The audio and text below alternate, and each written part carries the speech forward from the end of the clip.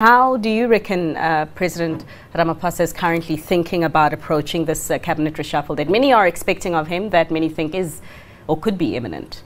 Well, obviously he's going to have to balance internal party considerations, as Ongama has mentioned.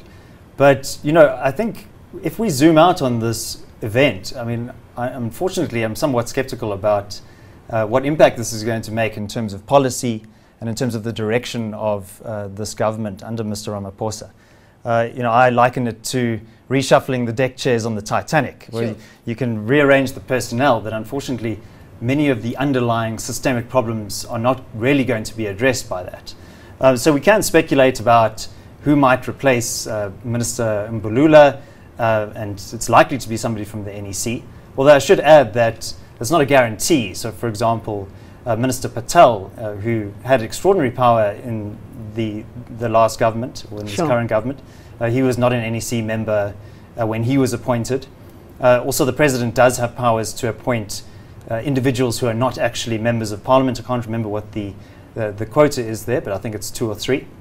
So he can actually structure the cabinet accordingly. But you know, I think maybe we can get into this a bit later. You know, the overall thrust of policy is still not conducive to the reform that South Africa desperately needs. Okay, maybe we get into it right now.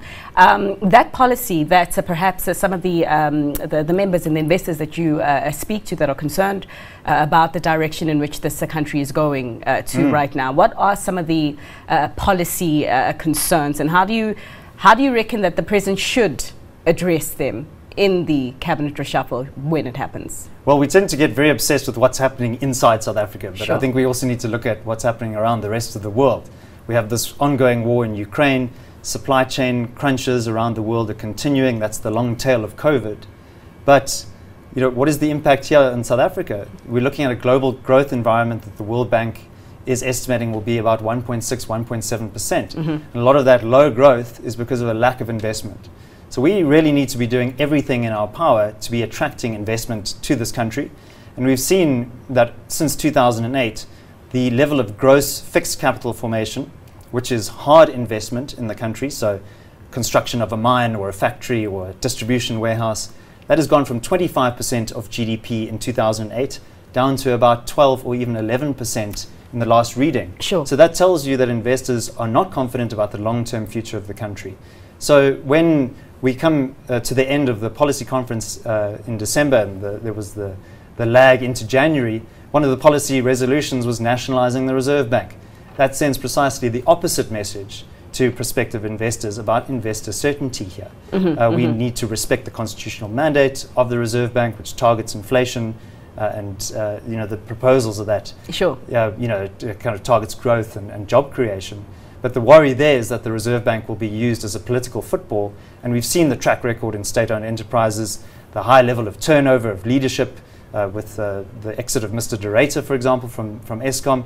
So, you know, that doesn't bode well, and, you know, the fact that the President didn't come out and explicitly reject that proposal. Obviously he's playing politics internally, but, you know, he said, well, this is something that we're deliberating on.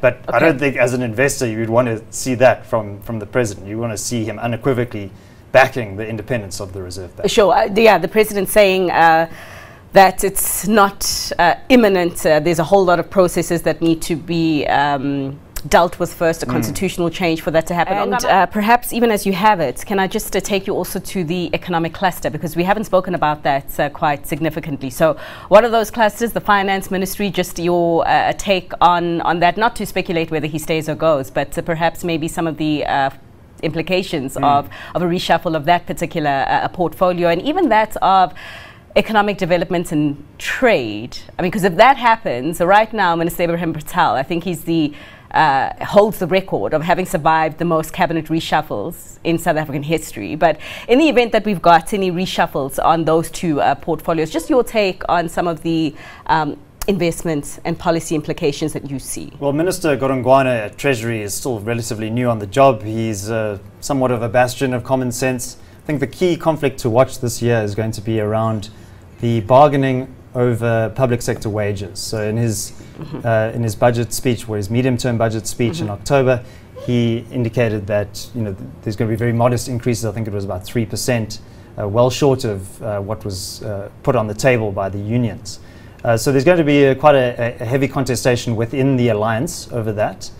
Ibrahim Patel, I think, as you mentioned, has had a lot of longevity, but unfortunately that means more trade protectionism, increases in tariffs, and also very aggressive use of competition policy to drive through transformation agendas and so on, which is all putting quite a strong handbrake on economic growth. Just going back to the Eskom question, I think that's, we can also quibble around which ministry should ultimately be politically responsible for the utility.